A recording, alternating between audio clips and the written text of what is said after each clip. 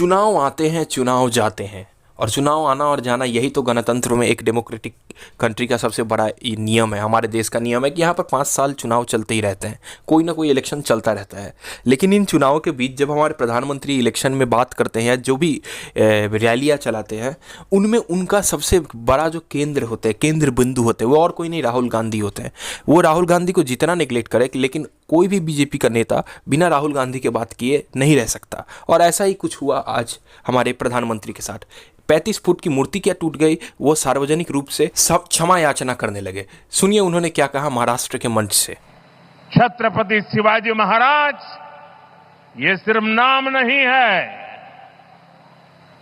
हमारे लिए छत्रपति शिवाजी महाराज ये सिर्फ राजा महाराजा राजपुरुष मात्र नहीं है, हमारे लिए छत्रपति शिवाजी महाराज आराध्य देव है।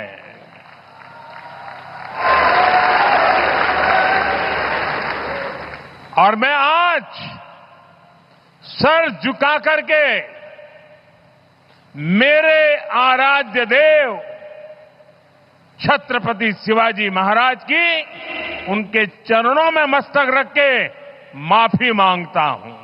धरती पर आते ही आज मैंने पहला काम मेरे आराध्य देव छत्रपति शिवाजी महाराज में उनके चरणों में सर झुका करके क्षमा मांगने का कर रहा हूं। तो ये पहला इंसिडेंट नहीं है। मोरबी में ब्रिज गिरा और कई ऐसे करप्शन के कांड हुए जो हमें भूलना नहीं चाहिए। कितने हाईवेज पर क्रैक आ गए, लेकिन कभी प्रधानमंत्री ने माफ़ी नहीं मांगी थी। आज महाराष्ट्र में जो बात, जब महाराष्ट्र के प्रभुता की आ जाती है, जब अखंडता की आ जाती है, तब आज प्रधानमंत्री को चुनाव के याद रखते हुए, चुनावी समीकरण को याद रखते हुए आज उन्हें माफ़ी मांगना पड़ गया। लेकिन माफ़ी भी कैसे मांगी उन्होंने? माफ़ी भी मांगी तो राहुल गांधी को याद करके।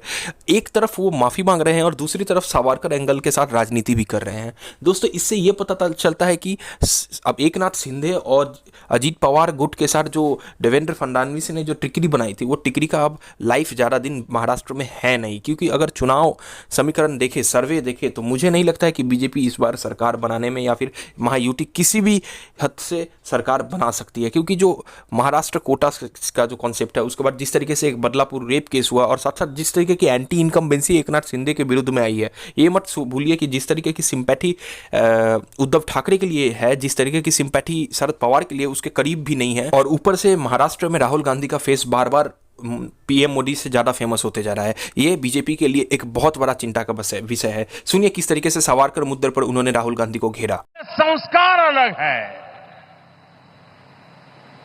हम वो लोग नहीं हैं जो आए दिन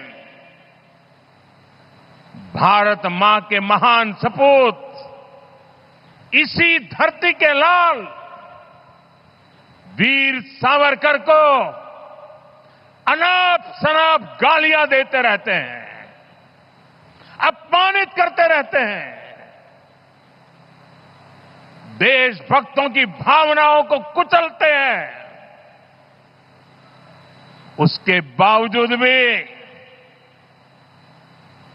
वीर सावरकर को गालियां देने के बावजूद भी माफी मांगने को जो तैयार नहीं है, अदालतों में जाकर के लड़ाई लड़ने को तैयार है, इतने बड़े महान सपूत का अपमान करके जिनको पश्चाताप नहीं होता। दोस्तों, राहुल गांधी को जब माफी मांगने के लिए कहा गया था तब सावरकर मुद्दे के ऊपर, तो उन्होंने एक बार सावरकर के ऊपर टिप्पणी की थी, जिससे महाराष्ट्र की राजनीति बहुत गर्मा गई थी। लेकिन बात यहां तक सीमित नहीं है, राहुल गांधी तक सीमित नहीं है। यहां पर एक बहुत बड़ा पॉलिटिक्स चल रहा है, क्योंकि महाराष्ट्र की जमीन पर बीजेपी की हालत बहुत खस्ता है। और जिस तरीके से उद्धव ठाकरे, शरद पवार और नाना पटोले जैसे नेता सीधे सीधे लोहा ले रहे हैं, मल्लिकार्जुन खड़गे जैसे नेता सीधे लोहा ले रहे हैं, बीजेपी का जो जमीनी हकीकत है वो बहुत कमजोर है। और अगर सच में देखा जाए तो वहाँ पर भी जो कास्ट सेंसस का मुद्दा है वो भी काम करने वाला है, क्योंकि महाराष्ट्र में भी एक बहुत बड़ा दलित तबका है। हमें ये नहीं भूलना चाहिए कि अंबेडकर की जो आइडियोलॉजी है उसकी जो केंद्र धारा थी वो तो और कोई केंद्र स्थल थी वो महाराष्ट्र ही थी।